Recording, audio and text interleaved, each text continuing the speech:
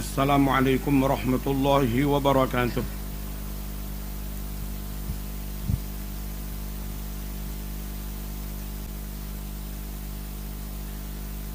Alhamdulillah.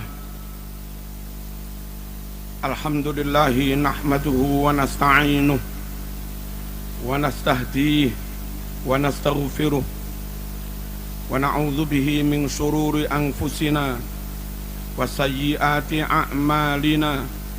May yahdihillahu fala mudilla lahu wa may yudlil fala hadiya lahu. Ashhadu an la ilaha illallah wahdahu la syarika lah wa ashhadu anna Muhammadan abduhu wa rasuluh la nabiyya ba'dah. Allahumma salli wa sallim wa barik ala sayyidina wa maulana Muhammad wa ala alihi wa sahbihi ajma'in. Amma ba'd. Ikhwani ibadallah, usikum wa nafsi bitaqwallah. Ittaqullaha haqqa tuqatih wa la tamutunna illa wa antum muslimun. Kaum muslimin rahmakumullah, masih dalam rangkaian peringatan bulan Maulid, bulan lahirnya Nabi Muhammad sallallahu alaihi wasallam. Mari kita teguhkan kembali bahwa kita benar-benar berkomitmen memegangi Al-Quran dan Sunnah. Itu harus, karena memang itu kunci keselamatan kita.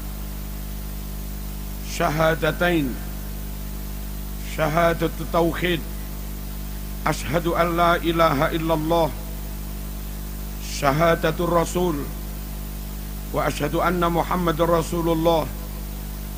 Dua macam syahadat itu sekaligus mengandung makna dan implikasi bahwa kita berjanji kepada Allah untuk senantiasa memegangi Al-Quran, asyhadu an la ilaha illallah, dan memegangi sunnah Rasulullah sallallahu alaihi wasallam dengan meyakini kebenarannya, wa asyhadu anna Muhammadar Rasulullah.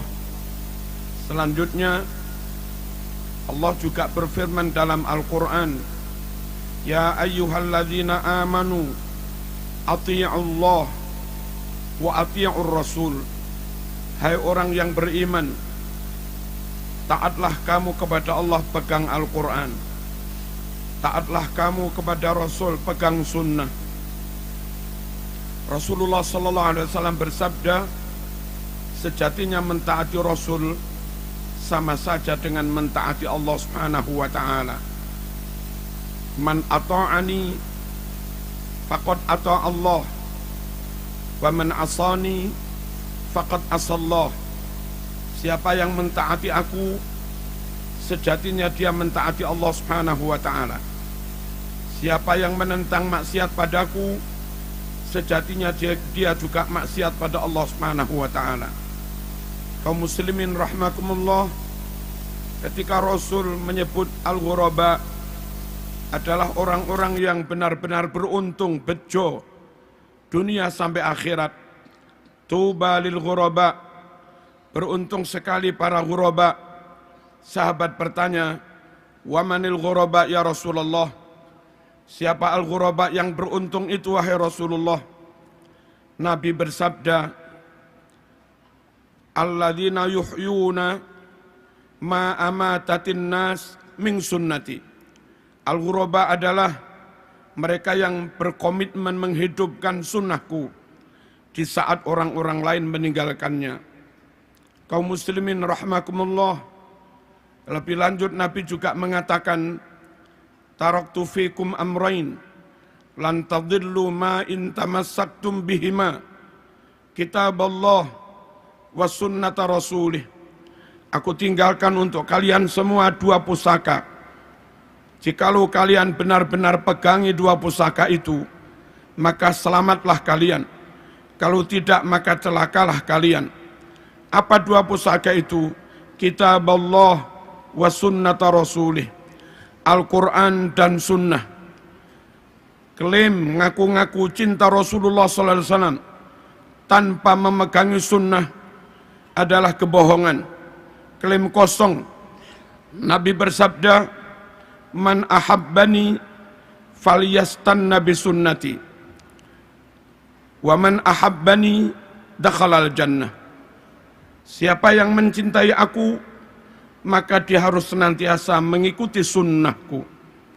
Dan siapa yang mencintai aku dengan mengikuti sunnahku, maka dipastikan dia masuk surga. Kaum muslimin rahimakumullah, memegangi sunnah sangat penting, mengamalkan sunnah sangat penting, meyakini kebenaran sunnah sangat penting, menjaga sunnah untuk tidak ditambah-tambah, menjaga sunnah untuk tidak dikurang-kurangi, menjaga sunnah untuk tidak dirubah-rubah, tentu sangat penting, karena kalau kita menambah-nambah itu menjadi bid'ah, kalau mengurang-urangi itu khianat, kalau merubah-rubah itu khurafat, dan tiga-tiganya menyebabkan kesesatan. Kullu muhdatsatin bid'ah wa kullu bid'atin dhalalah wa kullu dhalalatin finnar. Setiap yang dibuat-buat dulu nggak ada lalu diada-adakan, itu namanya bid'ah. Dan setiap yang bid'ah berarti sesat. Setiap yang sesat berarti ancamannya masuk neraka. Kaum muslimin rahmakumullah, bagaimana menjaga sunnah supaya tetap utuh, ditambah tidak, dikurangi tidak, dirubah-rubah makna dan pemahamannya juga tidak. Jangan ikut golongan-golongan yang menyimpang dari ahlus sunnah wal jamaah. Ada golongan yang hanya mencintai ahlul bait, yang hanya percaya kepada ahlul bait, yang hanya menerima hadis riwayat ahlul bait. Golongan seperti ini, kalaupun di Sahih Bukhari ada ratusan bahkan ribuan hadis sahih, kalau di Sahih Muslim ada ratusan bahkan ribuan hadis sahih, namun hadis itu riwayat dari sanad sahabat, maka mereka pun menolaknya. Dan kalau mereka menolak hadis riwayat sahabat, menurut mereka hadis hanya dari jalur ahlul bait. Berapa ribu sunnah Rasul yang mereka tolak. Sikap seperti ini tidak menjaga keutuhan sunnah. Padahal Allah berfirman dalam Al-Quran, "Wa ma atakumur rasul fakhudhuh." Sunnah apapun yang telah disampaikan Rasul kepadamu, ambil semua. Sikap seperti di atas tersebut menyalahi Al-Quran yang memerintahkan supaya ambil seluruh sunnah. Tirulah para sahabat, mendapat perintah apapun tidak pernah banggel, tidak pernah menolak, senantiasa dijawab sami'na wa ata'na. Wa qalu sami'na wa ata'na ghufranaka rabbana wa ilaikal masir.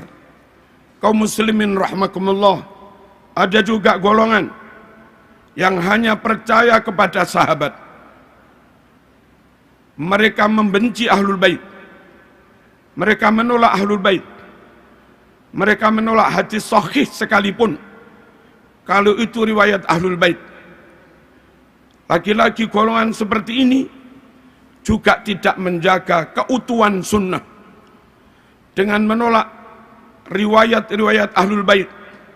Berapa persen sunnah Rasulullah SAW yang hilang? Ada juga golongan yang punya prinsip, kalau enggak masuk akal enggak kami terima. Akhirnya hadis Bukhari, Muslim yang bercerita tentang Mi'raj Rasulullah SAW, mereka tolak dengan alasan enggak masuk akal. Hadis bahwasanya dari sela-sela jari Rasulullah SAW menyumber air, itu ada di Bukhari Muslim. Mereka juga menolaknya, alasan enggak masuk akal. Bahwa menjelang kiamat matahari terbit dari barat, terbenam di timur, ada di Sahih Bukhari Muslim, mereka juga menolaknya dengan alasan tidak masuk akal. Hindari kelompok-kelompok seperti ini. Selamatkan keluarga kita dari kelompok seperti ini, karena akan membawa kita atau keluarga kita mengingkari sunnah ataupun mengingkari sebagian dari sunnah. Padahal amanat dari Al-Quran, fakhuduh, ambil semua yang disampaikan Rasulullah SAW. Kaum muslimin rahimakumullah, ada juga golongan yang tidak selektif. Hadis-hadis sangat lemah pun dipegangi. Hadis munqati' dipegangi. Hadis muttarib dipegangi. Bahkan hadis hampir maudhu' mereka pegangi. Dan sering mereka sampaikan kepada umat. Sungguh kelompok seperti ini tidak menjaga kemurnian sunnah. Dan kasihan umat. Umat terlanjur percaya pada mereka. Kadung dilakon, diamalni sebegitu rupa. Ternyata bukan ajaran Rasulullah SAW. Ternyata bukan perintah Rasulullah SAW.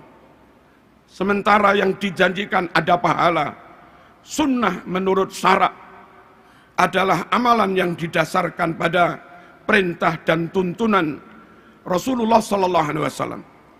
Sahih Muslim menyebutkan, man amila amalan laisa alaihi amruna fahuwa raddun.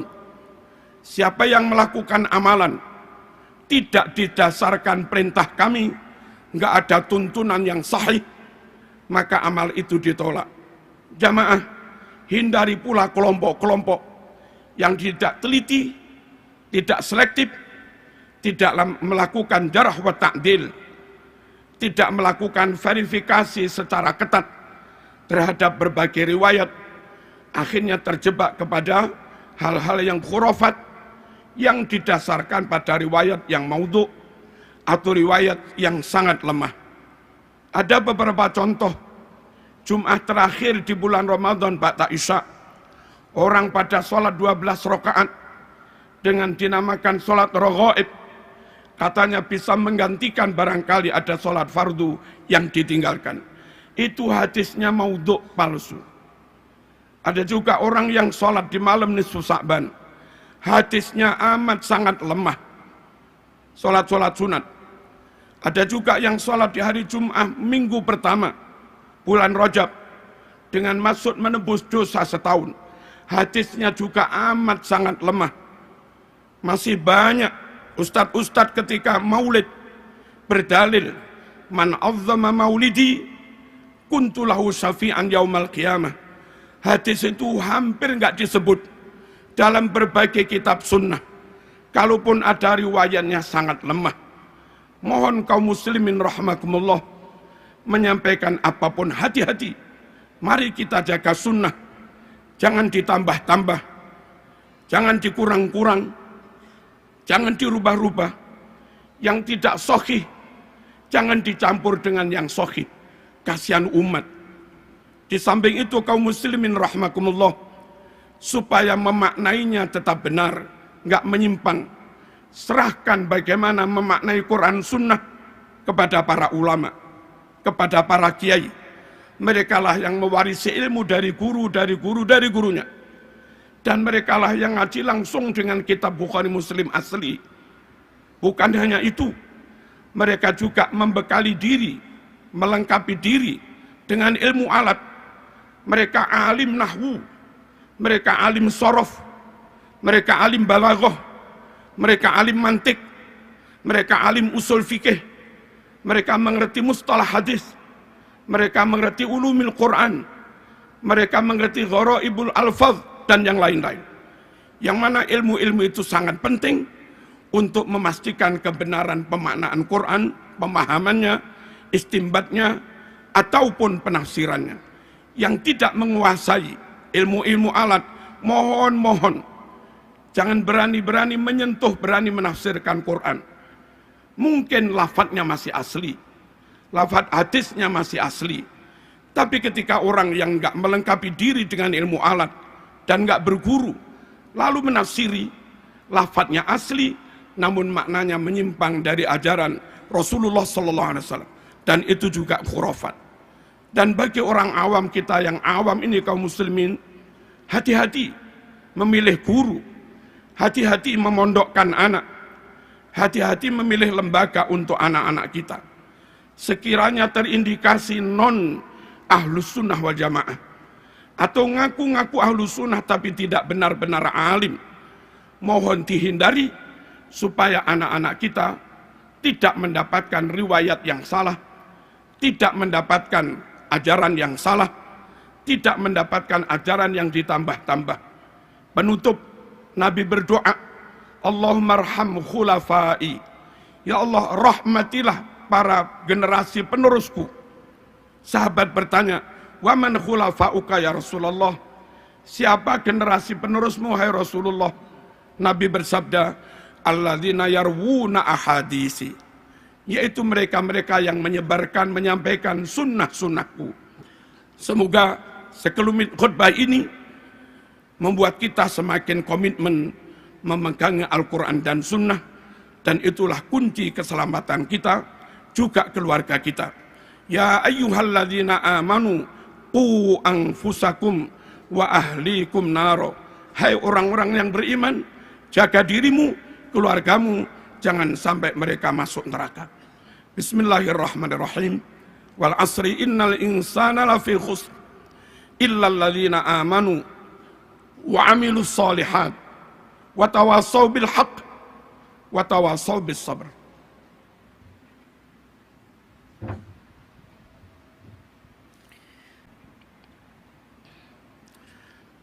Alhamdulillah, alhamdulillahi haqqa hamdih, wassalatu wassalamu ala sayyidina Muhammad, la nabiyya wa la rasula min ba'dih, wa ala alihi wa sahbihi wa jundih. Amma ba'd, ibadallah, ittaqullaha haqqa tuqatih, wa la tamutunna illa wa antum muslimun. Wa'lamu anna Allah ta'ala amarakum bi amrin bada'a fihi bi nafsihi, faqala azza min qail, inna Allah wa malaikatahu yusalluna 'alan nabiy, ya ayyuhalladzina amanu sallu 'alaihi wa sallimu taslima.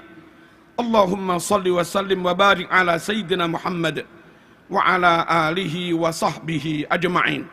Allahumma ghfir lil muslimina wal muslimat wal mu'minina wal mu'minat al ahya'i minhum wal amwat. Allahumma ansuril islam wal muslimin. Allahumma a'izzal islam wal muslimin wa a'li kalimataka ila yaumiddin wa ahlikil kufra wal kafarata wal musyrikin. Allahumma dfa' anna al-ghala wal waba wal fahsya wal munkar was suyuf was syada'id wa su'al fitan ma dhahara minha wa ma batan min baladina Indonesia hadha khassah wa min buldanil muslimina ammah, innaka la tukhliful mi'ad waj'al baldatana Indonesia hadhihi وسائر بلاد المسلمين بلدة طيبة آمنة رخية تجري فيها أحكامك وسنة رسولك صلى الله عليه وسلم. ربنا آتنا في الدنيا حسنة وفي الآخرة حسنة وقنا عذاب النار. اللهم من أراد بنا أو بديننا وبلادنا إندونيسيا وبلاد المسلمين خصوصا بلاد إخواننا في فلسطين su'an wa dhulman wa fitnatan wa halakan wa dararan minal kuffar wal munafiqin wal israiliyin wal yahudiyin was sahyuniyin, faj'al da'irata dhalika kullih taduru alaihim wa tusibuhum bihaqqi qawlika wa makaru wa makarallah wallahu khairul makirin. Wa idza batastum jabbarin. Allahumma munzilal kitab wa mujriyas sahab wa hazimal ahzab ihzimhum wansurna alaihim ihzimil Israiliyin wangsuril Falistiniyin alaihim. Rabbana atina fid dunya hasanah wa fil akhirati hasanah wa qina adzabannar. Walhamdulillahi rabbil alamin. Aqimis shalah.